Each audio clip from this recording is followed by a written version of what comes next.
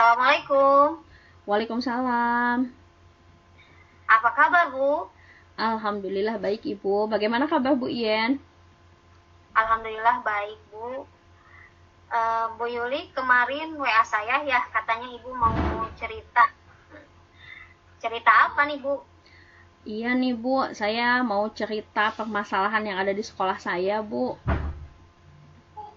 Oh iya, Ibu mau cerita apa di sekolah Ibu? Iya gini Bu, saya ini kan mengampu mata pelajaran IPA ya seperti yang Ibu tahu. Nah sekarang itu saya ngajar kelas 9 nih Bu. Ternyata di kelas 9 itu kan ada konsep-konsep yang abstrak nih Bu. Mulai ada konsep-konsep yang abstrak, salah satunya itu adalah konsep flux magnet Bu, di bab induksi Oh, elektromagnetik ya.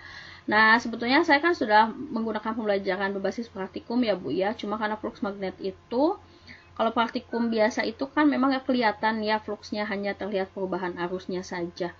Nah, itu ternyata membuat anak-anak tuh kurang paham nih Bu konsep itu gitu Bu. Nah, itu yang sekarang saya lagi bingung gitu Bu. oh, jadi ada beberapa siswa yang belum memahami konsep-konsep abstrak, mungkinnya seperti itu ya, Bu ya, dalam pembelajaran IPA ya, Bu ya. Iya Bu, jadi setelah saya amati dan saya lakukan penilaian, memang ternyata pemahaman yang kurang itu pada konsep-konsep yang abstrak ini gitu Bu. Oh, baik. Kira-kira Ibu inginkan apa dari percakapan kita kali ini? Ya saya ingin adanya perubahan gitu ya, perubahan Bu, walaupun sedikit saja gitu, supaya anak-anak ini dapat memahami konsep yang abstrak gitu dengan perubahan proses pembelajaran yang saya lakukan, mungkin gitu Bu. Oh, jadi Ibu ingin ada perubahan pada siswa untuk memahami konsep-konsep abstrak, mungkinnya seperti itu. Sepertinya saya ingin bertanya nih ya Bu ya, perubahan seperti apa yang Ibu harapkan dari siswa di sekolah Ibu? Ya, perubahan ke arah yang lebih baik pastinya ya Bu Ian. Ya tadi seperti yang saya sudah jelaskan, itu saya ingin anak-anak ini tuh jadi memahami gitu Bu konsep-konsep yang abstrak ini. Mungkin itu perubahan yang paling saya inginkan gitu Bu. Oh, berarti adanya perubahan dalam pembelajaran murid Ibu ya Bu ya, dapat memahami konsep-konsep abstrak. Mungkin kalau mereka memahami kan idealnya nilainya 10 ya Bu ya. Ya, Kira-kira kalau dinilai di sekolah Ibu nilainya berapa? mungkin ya Bu Ian, kalau di sekolah saya nih hasil pengamatan saya itu mungkin di level 5 ya Bu Ian ya, karena memang masih banyak gitu siswa yang memang tidak memahami konsep abstrak ini. Mungkin hanya beberapa siswa saja yang sudah memahami gitu ya konsep-konsep ini. Oh, jadi begitu. Uh, Baik, kira-kira menurut Ibu uh, nilai berapa yang ingin Ibu lihat dari murid-murid Ibu? Nah, kalau 10 mungkinnya level 10 itu mungkin agak jauh ya Bu Ian ya. Jadi setidaknya mungkin di 7 lah Bu Ian ya yang ingin saya capai gitu untuk perubahan ini yang saya lakukan, dampak perubahan yang saya lakukan ini. Oh, baik Bu, kira-kira mengapa ya murid-murid Ibu itu banyak yang belum paham tentang konsep-konsep abstrak itu? Iya Bu Ian, Menurut jadi Ibu kira-kira apa?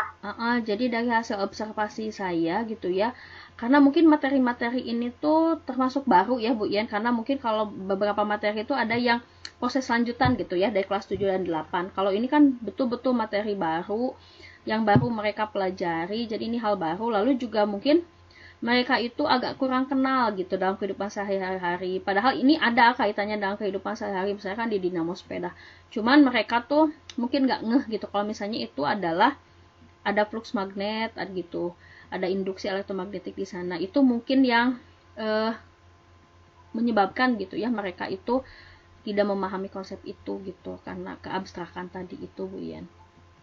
Oh, baik Bu. Jadi masih baru untuk mereka ya. Mereka jadi tidak sadar bahwa sebetulnya materi yang ada dalam kehidupan sehari-hari ya, sebetulnya abstrak itu ada dalam kehidupan sehari-hari mereka ya. Ya. Kira-kira langkah apa yang akan Ibu lakukan untuk membantu siswa supaya dapat memahami konsep abstrak? Ya, mungkin langkah pertama ya Bu Ian yang terpikir oleh saya itu adalah selain praktikum biasa, mungkin praktikum dengan lab virtual ya Bu Ian ya. Sekarang karena perkembangan teknologi kan begitu luar biasa. Nah, mungkin dengan lab virtual ini kan nanti si flux magnetnya kelihatan nih Bu Ian. Mungkin itu yang mereka jadi dapat memahami gitu konsep itu. Mungkin itu Bu Ian dengan mengintegrasikan lab virtual gitu Bu Ian. Mungkin itu Bu Ian. Nah, jadi Ibu ingin mengintegrasikan lab virtual ya Bu ya? Ya. Kalau menurut Ibu ada tidak strategi lain yang bisa Ibu lakukan untuk melakukan perubahan pada siswa Ibu? Ya Bu Ian, jadi mungkin konsep abstrak ini kan memang harus diaktualisasikan juga ya Bu Ian ya ke dalam kehidupan, diaktualisasikan setelah dikontekstualkan. Nah mungkin cara mengkontekstualkannya mungkin salah satunya adalah dengan PBL ya Bu Ian, problem based learning. Jadi memang saya menghadirkan masalah gitu di kelas yang berkaitan dengan kehidupan sehari-hari, konsep induksi elektromagnetik ini yang ada fluxnya ini di kelas, supaya mungkin mereka nanti punya pertanyaan pemantik nih kan, mereka pasti kalau misalnya lebih kontekstual itu lebih bersemangat dan juga lebih paham begitu Bu Ian ya. Mungkin itu sih Bu Ian yang terbayang oleh saya begitu. Ya, baik sekali jawabannya Bu Yuli. Baik Bu Yuli, tadi ada integrasi penerapan lab virtual ya Bu ya dan PBL ya. Ya. Di antara keduanya kira-kira menurut Bu Yuli mana yang akan Ibu laksanakan lebih dahulu?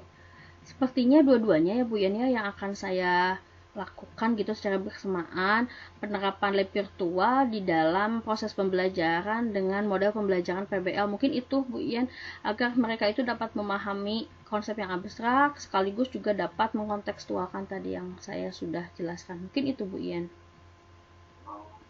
Oh jadi begitu ya Bu ya. Ya. Nah sekarang saya ingin bertanya sama Ibu, bagaimana proses pembelajaran dengan integrasi lab virtual dan PBL itu Bu? Iya. Apakah Ibu bisa menceritakannya? Iya, mungkin rencana pembelajaran yang sudah terbayang oleh saya adalah mereka tuh dikasih masalah Bu ya. Saya terbayangnya tuh pakai sepeda gitu. Di sepeda kan lampunya suka ada nyala ya Bu ya. Kalau kita kayuh tuh kan nyala kan, di sana ada induksi itu. Nah mungkin nanti mereka tuh ditanya kenapa ya lampunya bisa nyala gitu. Atau misalnya dihadirkan gitu, lampu ini kok nyala. Nah saya tuh ingin mereka nanti punya pertanyaan sendiri, bagaimana gitu lampu itu bisa menyala tanpa ada listrik. Nah itu yang nanti mereka akan cari dengan pemecahan masalah gitu ya, dengan proses pemecahan masalah, yaitu caranya adalah dengan mengumpulkan data melalui praktikum biasa dan juga dibantu oleh lab virtual tadi Bu Yen, sehingga mereka nanti menganalisis datanya dan mereka dapat menemukan masalah itu dari proses praktikum dan juga literasi dari bahan ajar. Mungkin itu Bu Yen yang terbayang oleh saya Bu Yen. Iya. Tadi Ibu sudah bilang tentang lab virtual dan PBL ya. Kira-kira menurut Ibu adakah kendala saat mengaplikasikan integrasi lab virtual dan PBL tersebut? Saya kira pasti ada ya Bu Yen kendala itu. Salah satunya mungkin di lab virtual ya, mereka kan belum terbiasa untuk mengoperasikannya. Mungkin itu sih yang, kalau PBL kan mereka sudah pernah beberapa kali. Kalau lab virtual mungkin ini hal yang baru begitu Bu Yen. Nah, kata Ibu tadi ada kendala ya? Ya. Terus bagaimana cara Ibu mengendalikan kendala tersebut supaya tidak menjadi kendala, supaya bisa diperbaiki? Bagaimana cara Ibu memperbaiki kendala tersebut? Ya Bu Yen, mungkin yang saya bisa perbaiki itu adalah salah satunya saya memberikan arahan dulu ya Bu Yen ya, cara pengoperasian lab virtual itu. Mungkin seperti itu Bu Yen yang terbayang oleh saya untuk mengatasi kendala itu. Baik Bu, kira-kira nih siapa yang akan dapat membantu Ibu dalam melaksanakan integrasi tersebut? Kira-kira siapa? Kalau menurut Ibu nih? Ya, saya ini kepikiran, saya punya rekan nih Bu Yen yang jago IT ya, dan dia update aplikasi gitu. Saya kan mungkin yang lebih yang saya tahu hanya PET ya Bu Yen. Mungkin teman saya ini punya aplikasi lain gitu yang lebih baik, atau misalnya yang ada flux magnetnya, atau misalnya di PET juga kan kadang kalau kita cari ada yang ketemu ada yang enggak gitu. Mungkin dia bisa menemukan juga di PET gitu yang lab virtual ini, karena PET juga udah sangat lengkap dan bagus gitu ya. Jadi itu mungkin saya nanti akan berkolaborasi dengan teman IT saya itu gitu. Baik, mungkin Ibu akan berkolaborasi mungkin ya dengan guru yang ahli IT ya Bu ya? Iya Bu ya. Kira-kira berapa lama nih Bu akan melaksanakan perubahan dalam pembelajaran? Mungkin yang berbasis web sama itu apa? lab sama apa tadi sama PBL? Ya, mungkin 2 pertemuan gitu ya Bu Yen untuk materi ini sepertinya cukup gitu untuk melakukan pembelajaran ini. Nah, sekarang saya ingin bertanya, kira-kira ada yang membantu Ibu untuk melakukan kolaborasi dalam melakukan perubahan dan mengobservasi pembelajaran Ibu? Ada tidak? Ada, mungkin Bu Yen teman satu MGMP saya Bu ya, yang sama-sama mengampu pelajaran IPA, mungkin dia bisa membantu saya untuk mengobservasi gitu. Ya. Alhamdulillah, mungkin jawabannya sangat luar biasa Bu Yuli, terima kasih. Baik Bu, kira-kira dari proses coaching ini apa yang Ibu dapatkan? Alhamdulillah ya Bu ya, saya mendapatkan gambaran dan juga saya bisa gambaran yang cukup lengkap ya Bu Yen, bagaimana saya melakukan perubahan dan juga mengatasi kendala-kendala gitu, dan mudah-mudahan saya dapat memberikan dampak perubahan ini kepada siswa pada proses pembelajaran gitu Bu Yen. Alhamdulillah, terima kasih. Saya sudah tidak sabar ya Bu ya mendengar cerita dari Bu Yuli setelah melakukan perubahan dalam proses pembelajaran Ibu ya yang menggunakan lab virtual sama PBL ya Bu ya. Ya. Mungkin kita cukupkan percakapan kita, lain kali kita bercerita lagi ya Bu ya. Ya. Terima kasih banyak Bu ya atas waktu dan kesempatannya untuk membantu saya menemukan solusi nih Bu atas permasalahan saya. Sama-sama Bu, nanti kita bertemu lagi ya Bu ya. Iya Bu Yen ya. Assalamualaikum. Waalaikumsalam Bu Yen.